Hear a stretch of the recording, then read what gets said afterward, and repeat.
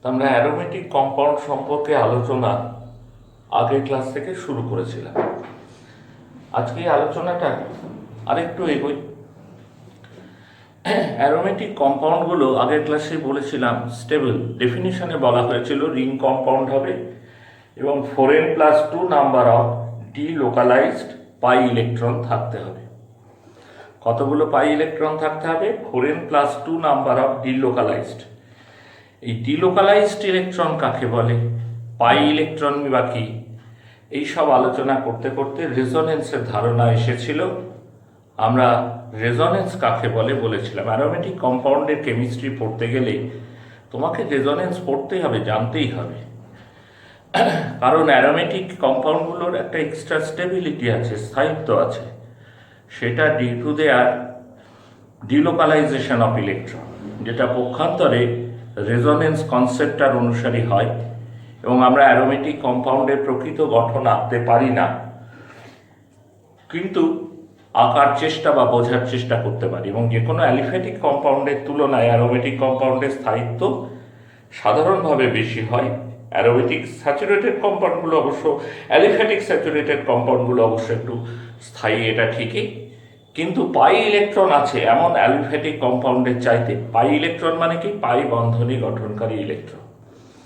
তা তোমরা রেজোনেন্স শিখেছো, নিচু ক্লাসে তোমরা অবশ্যই রেজোনেন্স শিখেছো। 11 ক্লাসে এটা শেখার কথা। 11-এর কেমিস্ট্রিতে পড়তে গিয়ে বেঞ্জিন পড়তে হয়েছে। আমি আজকে তোমাদের যেটা শেখাবো, 11-এও শিখিয়েছি, কতগুলো লক্ষণ। এই যে মলিকুল বেঞ্জিন, বেঞ্জিন আমরা পড়ি কিভাবে? বেঞ্জিন বইয়ে গঠন আঁকা আছে এরকম বা এরকম। এখন আমরা জানি একটাও বেঞ্জিনের গঠন নয়। এই গঠন অনুযায়ী এটা কার গঠন? 1,3,5 সাইক্লোহেক্সা ট্রাইন এর গঠন। 1,3,5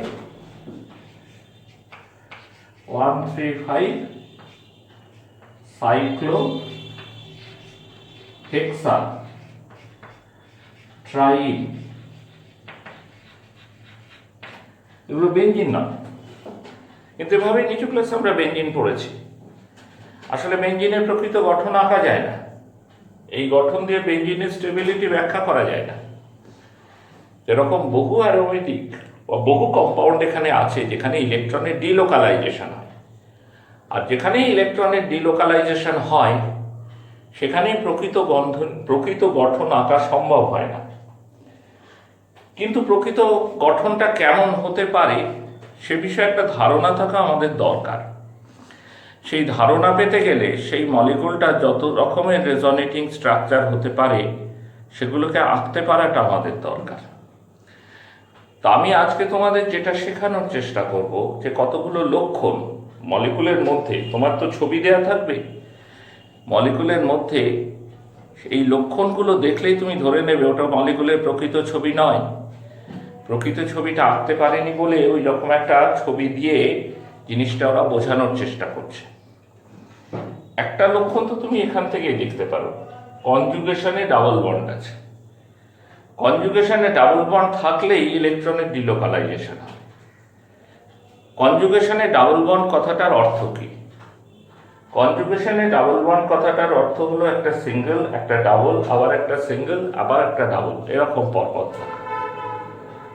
তো ওপেন চেন হোক বা ক্লোজ চেন হোক, কনজুগেশনে ডাবল বন্ড থাকলেই মলিকুলের মধ্যে ইলেকট্রনের ডিলোকালাইজেশন হয়। এটা একটা লক্ষণ, এটা জানবে। অন্য লক্ষণও শেখায়।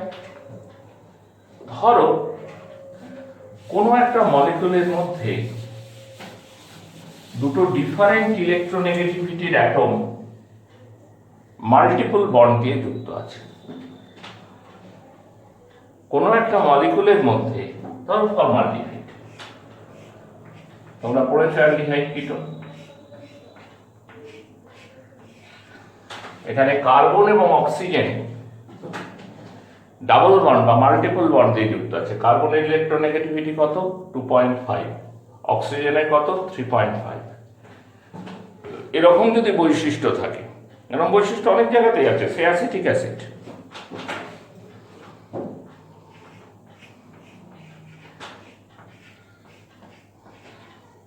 কার্বন আর অক্সিজেনের মধ্যে ডাবল বন্ড আছে, তাহলে তুমি ধরে নেবে যে এটা যৌগের প্রকৃত গঠন নয়, প্রকৃত গঠনটা আঁকতে পারেনি বলে এরকম এঁকেছে।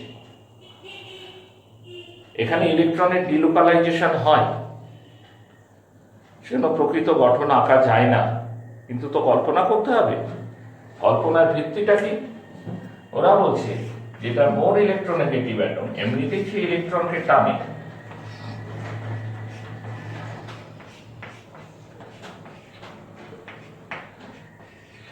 বলছে ফর্মালডিহাইড আসলে এই দুটো গঠনের ওয়েটেড অ্যাভারেজ,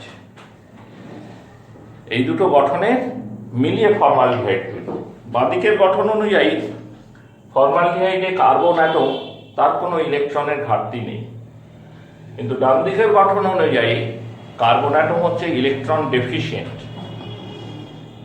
তাহলে মূল যে ফর্মালডিহাইডের মলিকুল যেটাকে আমরা আঁকতে পারছি না, সেখানে এই কার্বনিল কার্বনটা পজিটিভ না হলেও ইলেকট্রিক্যালি নিউট্রাল হবে না, ইলেকট্রনের ডেফিসিয়েন্সি থাকবে। এইটা মাথায় রেখে ফর্মালডিহাইডের ইকুয়েশনগুলো তোমায় পড়তে হবে। বুঝতে পেরেছ? এখানেও তাই।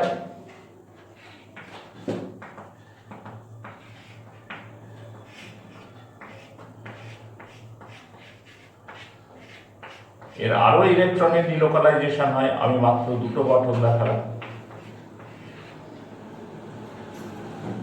বুঝে যাচ্ছে? এখন এই দুটো মিলিয়ে তৈরি মানে 50-50 না। আমি আগের দিনে ব্যবহার করেছি একটা term weighted average. Weighted average, weighted average মানে কি? কতগুলো গঠন মিশিয়ে তৈরি ঠিকই, কিন্তু তার মধ্যে যে গঠনের স্থায়িত্ব বেশি, মূল স্ট্রাকচারে তার কন্ট্রিবিউশন বেশি। এখানে যেমন ফর্মালডিহাইড এই দুটো গঠন মিশিয়ে তৈরি ঠিকই, কিন্তু 50-50 না। মূল স্ট্রাকচারে ধরে নেওয়া এটাই 80 বা 90 বা 95, এটা 5%। সেজন্য ফর্মালডিহাইডের অধিকাংশ গঠনই এই স্ট্রাকচারটা দিয়ে ব্যাখ্যা করে দেয়। কেন বইতে ফর্মালডিহাইডের এই ছবিটা থাকে, প্রকৃত ছবিটা তো আঁকতে পারে না, তার খুব কাছাকাছি এই ছবিটাই ট্যাঙ্কে বোঝায়। বুঝতে পেরেছো? তাহলে একটা লক্ষণ আমি শেখানোর চেষ্টা করলাম, যদি কোনো মলিকুলের মধ্যে দুটো ডিফারেন্ট ইলেকট্রোনেগেটিভিটির অ্যাটমের মধ্যে মাল্টিপল বন্ড থাকে, মাল্টিপল বন্ড মানে কি ডাবল বন্ড বা ট্রিপল বন্ড থাকে, তাহলে অবশ্যই সেখানে ইলেকট্রনের ডিলোকালাইজেশন হবে। যেটা মোর ইলেকট্রোনেগেটিভ অ্যাটম সেই ইলেকট্রনকে কিছুটা নিজের দিকে টেনে নেবে। সেকেন্ড ধরো, সেকেন্ড আর একটা, সেকেন্ড কেন থার্ডই বলি, কারণ এটা প্রথমে কনজুগেশনে ডাবল বন্ডের প্রশ্নটা এসেছিল। যদি এমন হয় ধরো কোনো একটা মলিকুলের মধ্যে কার্বন কার্বন ডাবল বন্ড আছে এবং সেই ডাবল বন্ডের কার্বনের সাথে এমন একটা অ্যাটম যুক্ত আছে যাতে লোন পেয়ার আছে। এখানে দেখো কার্বন কার্বন ডাবল বন্ড আছে, এই ডাবল বন্ডের কার্বনের সাথে একটা অক্সিজেন যুক্ত আছে, অক্সিজেনে কি আছে? Lone pair. এইরকম যদি বৈশিষ্ট্য হয় তাহলে সেখানে ইলেকট্রনের ডিলোকালাইজেশন হবে। এই খবরটাকে বলে ভিনাইল অ্যালকোহল।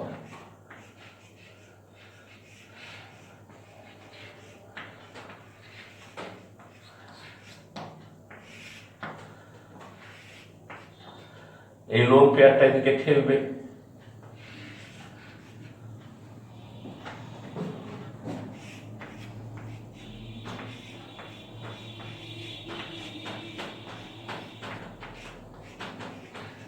ভিনাইল অ্যালকোহলটা আসলে এই দুটো গঠনে ওয়েটেড অ্যাভারেজ, এইটার কন্ট্রিবিউশন বেশি। ভিনাইল ক্লোরাইড হতে পারে,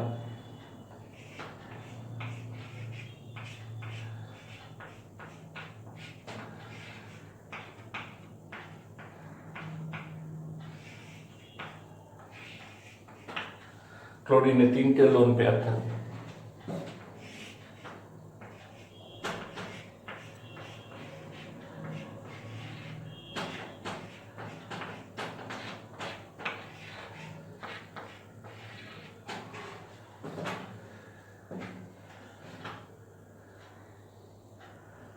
ঠিক আছে, এরকম ডিলোকালাইজেশন হতে পারে ইলেকট্রনের।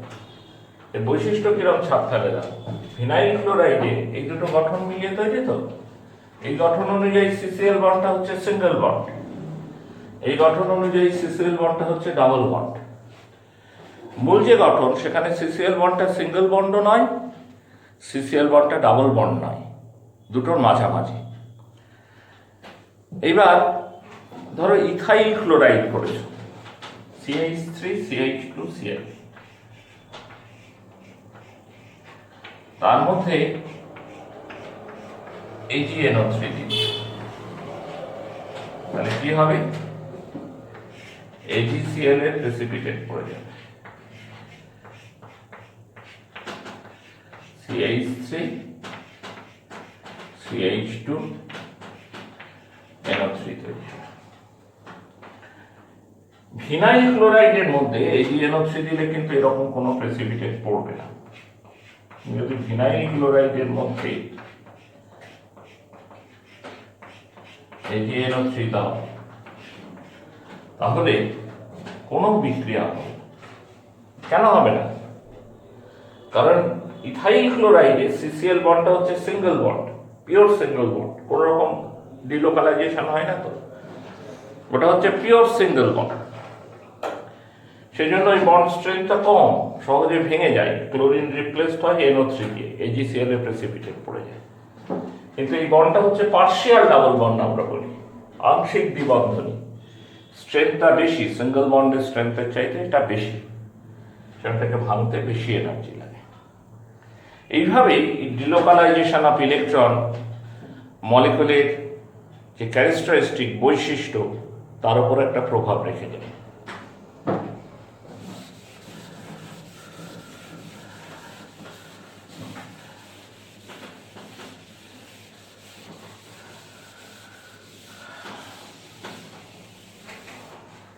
যেমন ধরো এটা ভিনাইল অ্যালকোহলটা এখানে অ্যালকোহল লিখি,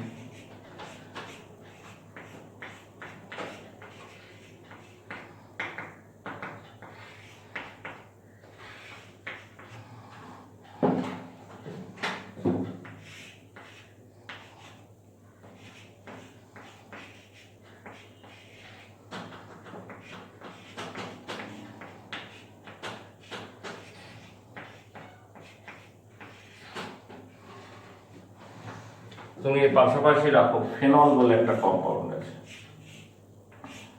অ্যারোমেটিক অ্যালকোহল বলা হয়। তোমাদের বই একসাথে রয়েছে, অ্যালিফ্যাটিক অ্যালকোহল আর অ্যারোমেটিক অ্যালকোহল, আমি দেখবে পড়াইনি, অ্যারোমেটিক কম্পাউন্ডে পড়াবো।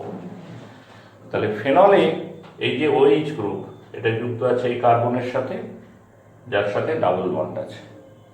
ঠিক এখানে OH গ্রুপ এই কার্বনের সাথে যুক্ত আছে, যার সাথে ডাবল বন্ড আছে। তাহলে ইলেকট্রন পেয়ার এদিকে সরবে।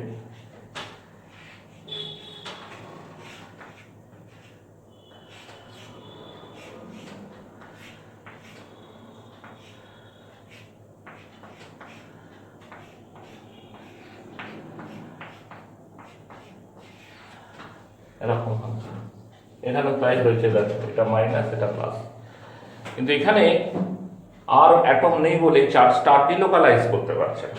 কিন্তু এখানে তো অ্যাটম আছে, নেগেটিভ চার্জ এই যুক্ত আছে, এর সাথে ডাবল বন্ড আছে, তাহলে শেয়ার করবে, আবার ডিলোকালাইজ করবে।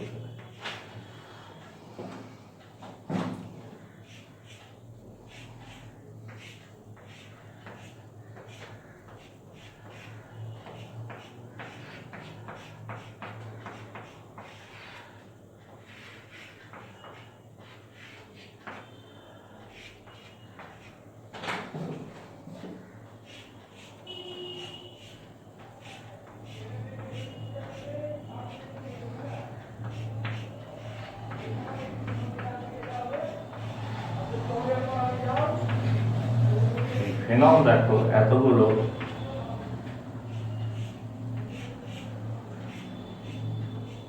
Resonating স্ট্রাকচারে weighted average. আমরা আগের দিনে বেঞ্জিনের বৈশিষ্ট্য আলোচনা করছিলাম, যে বেঞ্জিনটা দেখতে কেমন, একটা হেক্সাগোনাল প্লেনার স্ট্রাকচার, তার উপরেও ইলেকট্রন ছড়িয়ে আছে, নিচেও ইলেকট্রন ছড়িয়ে আছে, কি ধরনের রিয়েজেন্ট বেঞ্জিনের দিয়ে এদিকে অ্যাট্রাক্টেড হবে? না যারা কিনা ইলেকট্রন পছন্দ করে। অর্গানিক কেমিস্ট্রির ভাষায় তাদেরকে কি বলে? অর্গানিক কেমিস্ট্রির ভাষায় তাদেরকে বলে ইলেকট্রোফাইল। তাহলে বেঞ্জিন প্রধানত ইলেকট্রোফাইলের সাথে রিয়াক্ট করে। কিরম রিয়াকশান? সাবস্টিটিউশন, প্রতিস্থাপন। অ্যাডিশান নয় কেন? কারণ অ্যাডিশান ঘটাতে গেলে বেঞ্জিনের যে অ্যারোমেটিক স্টেবিলিটি সেটা নষ্ট হয়ে যায়। অ্যারোমেটিক স্টেবিলিটিটা আসে কোত্থেকে? পাই ইলেকট্রনের ডিলোকালাইজেশনের জন্য। যখনই অ্যাডিশন রিয়াকশান হয় তখন পাই ইলেকট্রনগুলো সেই রিয়াকশানে পার্টিসিপেট করলে পরে তাদের যে ডিলোকালাইজ করার যে ব্যাপারটা সেটা থাকে না, ফলে এক্সট্রা স্টেবিলিটি নষ্ট হয়ে যায়। সেই জন্য বেঞ্জিন ইলেকট্রোফাইলের সাথে বিক্রিয়া করে ঠিকই, কিন্তু কখনোই সে অ্যাডিশন রিয়াকশানের দিকে যেতে চায় না। সে কোন দিকে যেতে চায়? সে সবসময়তেই সাবস্টিটিউশন রিয়াকশানের দিকে যেতে চায়। এবার ফেনলের কথাটা ভাবো। ফেনলে তো একটা বেঞ্জিন রিং আছে, তাহলে বেঞ্জিন রিংয়ে যেভাবে ইলেকট্রনের ডিলোকালাইজেশন হয় সেটা তো হচ্ছে, প্লাস অক্সিজেনের এই লোন পেয়ার, তীরের মুখ দেখো বেঞ্জিন রিংয়ের দিকে, লোন পেয়ারটাও কিন্তু রিংয়ের সাথে ডিলোকালাইজ করতে শুরু করেছে। তাহলে বেঞ্জিন কম্পাউন্ডে এই হেক্সাগোনাল প্লেনার স্ট্রাকচারটার উপর যত ইলেকট্রন ডেনসিটি থাকবে, ফেনলের ক্ষেত্রে কিন্তু সেই ইলেকট্রন ডেনসিটিটা অনেক বেশি হবে। কারণ বেঞ্জিনের মতোই ফেনলেও 6টা পাই ইলেকট্রন আছে রিংয়ে, সেটা মিউচুয়ালি ডিলোকালাইজ করছে। তার সাথে অতিরিক্ত কে আসছে? তার সাথে এক্সেস আসছে OH গ্রুপের লোন পেয়ার অফ ইলেকট্রন। সেইটাই বেঞ্জিন রিংয়ের উপর ইলেকট্রন ডেনসিটিকে আরও বাড়িয়ে দিচ্ছে। ফলে কোনো ইলেকট্রোফাইল যদি ফেনল আর বেঞ্জিনকে পাশাপাশি পায়, সে কিন্তু আগে ফেনলের সাথে যুক্ত হবে। তাই ইলেকট্রোফাইল, কারণ সেখানে সে বেশি ইলেকট্রন পাবে। তাই ইলেকট্রোফাইলের সাথে বিক্রিয়ার ক্ষেত্রে ফেনল কিন্তু বেঞ্জিনের চেয়ে বেশি রিয়াক্টিভ। ফেনলও সাবস্টিটিউশন রিয়াকশানই দেয় ইলেকট্রোফাইলের সাথে, খুব কমই অ্যাডিশান দেয়, কিন্তু সেখানে সে বেঞ্জিনের চাইতে বেশি রিয়াক্টিভ। আর যদি খুব ভালো করে খেয়াল করো, দেখো ডিলোকালাইজেশন ঘটার সময় এই পজিশনটা একবার নেগেটিভ দেখাচ্ছে, এটা নেগেটিভ দেখাচ্ছে, এটা নেগেটিভ দেখাচ্ছে। এই পজিশনগুলোর নাম কি? অর্থ পজিশন। এই পজিশনটার নাম হচ্ছে প্যারা পজিশন, এই পজিশনটার নাম হচ্ছে অর্থ পজিশন। তার মানে এইগুলো তো মানে বেঞ্জিন বা ফেনলের কোনো গঠন নয়, তবু মূল গঠনে এদের একটা প্রভাব থেকে যাবে। তাহলে মূল গঠনে OH গ্রুপের সাপেক্ষে অর্থ, প্যারা এবং অর্থ, দুটো অর্থ থাকে তোমরা জানো, দুটো অর্থ একটা প্যারা, অর্থ প্যারা এবং অর্থ, অর্থাৎ দুটো অর্থ এবং একটা প্যারা, সেখানে যেন ইলেকট্রন ডেনসিটি আরেকটু বেশি করে বাড়ে যদি মেটার সাথে তুলনা করা যায়। মেটা কোন পজিশনটাকে বলে? এইটাকে বলে মেটা পজিশন। মেটার চাইতে অর্থ এবং প্যারা অবস্থানের ইলেকট্রন ডেনসিটি যেন আরেকটু বেশি হয়। সেই জন্য ইলেকট্রোফাইলগুলো সাবস্টিটিউশন ঘটায়। কোথায় ঘটায়? OH গ্রুপের সাপেক্ষে অর্থতে ঘটায়, আর OH গ্রুপের সাপেক্ষে প্যারাতে ঘটায়। বুঝতে পেরেছ? তাই OH গ্রুপকে আমরা বলি, OH গ্রুপ ইজ কল্ড অর্থ প্যারা ডাইরেক্টিং গ্রুপ বা অর্থ প্যারা নির্দেশক গ্রুপ। অর্থ প্যারা ডাইরেক্টিং গ্রুপ বা অর্থ প্যারা নির্দেশক গ্রুপ। অর্থ প্যারা ডাইরেক্টিং গ্রুপ বা অর্থ প্যারা নির্দেশক গ্রুপ। আমি একটা রিয়াকশনও তোমাদের এখানে লিখি। ধরো ফেনলের সাথে তুমি ডাইলিউট নাইট্রিক অ্যাসিডে রিয়াকশন ঘটাচ্ছ। এটা এক ধরনের নাইট্রেশন রিয়াকশন। তোমরা 11 ক্লাসে বেঞ্জিনের নাইট্রেশন পড়েছ। কি গ্রুপ ঢুকবে? NO2 গ্রুপ ঢুকবে। কোথায় কোথায় ঢুকবে? OH গ্রুপের সাপেক্ষে অর্থতে ঢুকবে আর প্যারাতে ঢুকবে। অর্থ নাইট্রোফেনল, অর্থ নাইট্রোফেনল প্লাস প্যারা নাইট্রোফেনল, অর্থ নাইট্রোফেনল প্লাস প্যারা নাইট্রোফেনল, এই দুটো কম্পাউন্ড তৈরি হয়, বুঝতে পেরেছি? সেটা অর্থ প্যারাডাইনিফ্রিন গ্রুপ বলা হয়। এরকম আমরা আরো একটা উদাহরণ দেখতে পারি, অ্যানিলিন, বুঝতে পেরেছ?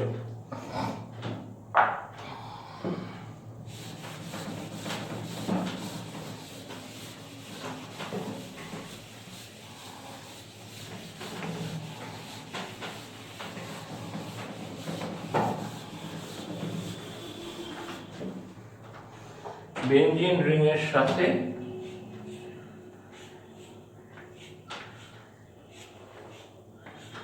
NH2 গ্রুপ যুক্ত থাকলে তাকে বলে অ্যানিলিন। NH2 গ্রুপে নাইট্রোজেনে একটা লোন পেয়ার থাকে, তো একই রকম হবে ডিলোকালাইজেশন।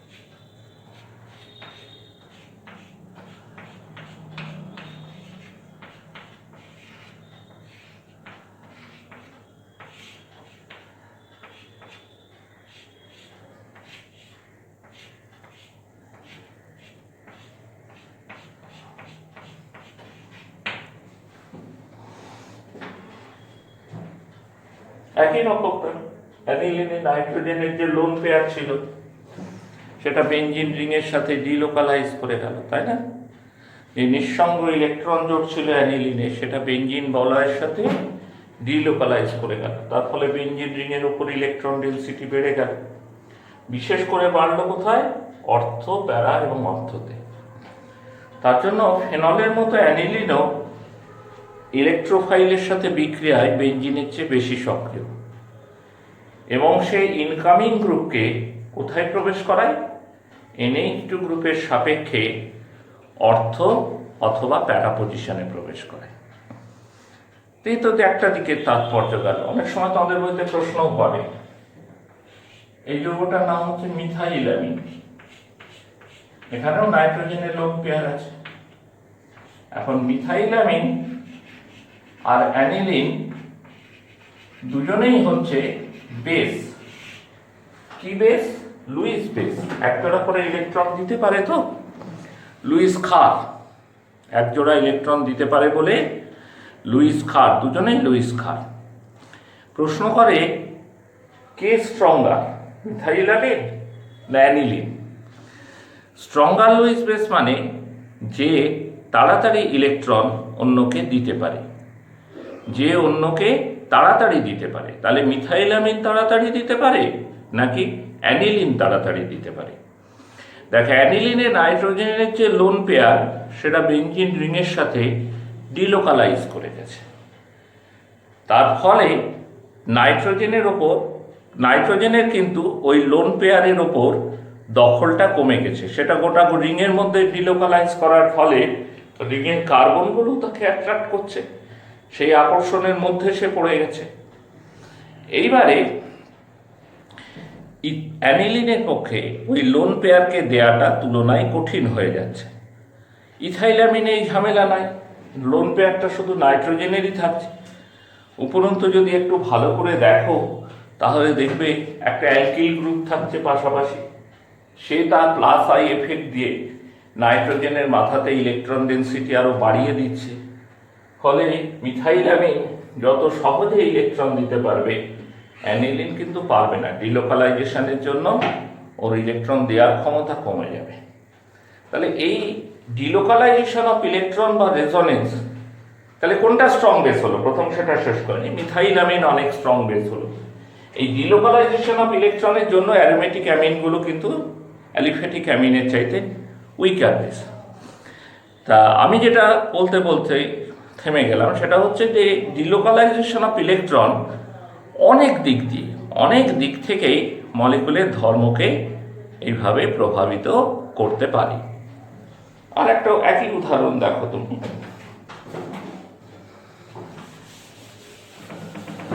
ধরো ক্লোরোবেনজিন।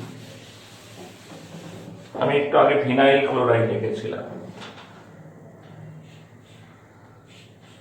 ক্লোরিনে লোন পেয়ার আছে, 3টে লোন পেয়ার।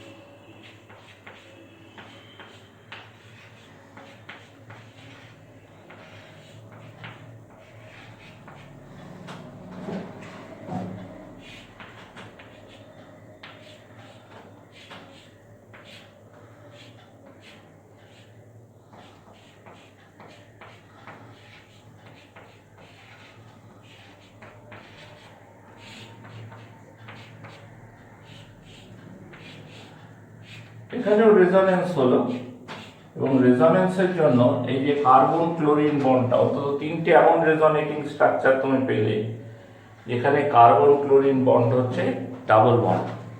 তাহলে মূল যে গঠনটা সেখানে সিসিএল বন্ড পুরোপুরি ডাবল বন্ড না হলেও সিসিএল বন্ডটা আংশিক ডাবল বন্ড তো বটে, পার্শিয়াল। তার জন্য সিসিএল বন্ডের স্ট্রেংথ বেশি। আমি একটা কোশ্চেন আলোচনা করি, দেখো এই যৌগটাকে তো বলে ক্লোরোবেনজিন। এর মধ্যে যদি তুমি সিলভার নাইট্রেট দাও,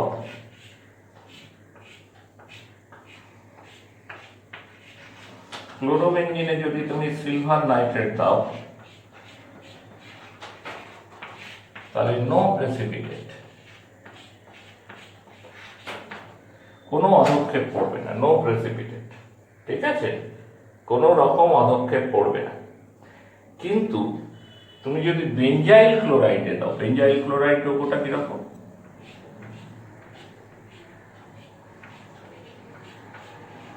এখানে ক্লোরিন কিন্তু বেঞ্জিন রিং এর সাথে যুক্ত নয়, সাইড চেনে যুক্ত। এখানে যদি তুমি সিলভার নাইট্রেট দাও তাহলে তুমি AgCl এর প্রেসিপিটেট পাবে।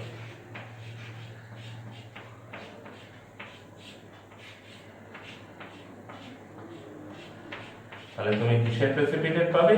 AgCl এর প্রেসিপিটেট। তার মানে ক্লোরিন যদি বেঞ্জিন রিং এর সাথে যুক্ত না থাকে তাহলে সেই ক্লোরিনকে রিপ্লেস করাটা সহজ, কিন্তু ক্লোরিন সরাসরি বেঞ্জিন রিং এর সাথে যুক্ত থাকলে সেই ক্লোরিনকে রিপ্লেস করা যায় না। কারণ কি? কারণ হচ্ছে এইটাই যে ক্লোরিন যদি সরাসরি বেঞ্জিন রিং এর সাথে যুক্ত থাকে তাহলে ক্লোরিনের লোন পেয়ার ডিলোকালাইজেশনে পার্টিসিপেট করলে মূল যে গঠনটা আমরা পাই সেই গঠনে CCl bond partial double bond character পায়, ফলে তার স্ট্রেংথ বেড়ে যায়। স্ট্রেংথ বেড়ে গেলে তখন সেই বন্ডটাকে ভাঙা অনেক কঠিন হয়ে পড়ে, তাই সেই ক্লোরিনটাকে রিপ্লেস করাটাও অনেক কঠিন হয়ে পড়ে। বোঝা যাচ্ছে কথাটা? তাহলে আজকের ক্লাস এই পর্যন্তই। আমাদের কিন্তু রেজোনেন্সের আলোচনা আরেকটু থেকে গেল, আমরা পরের ক্লাসে সেই আলোচনা করব। এই পর্যন্তই আজকে।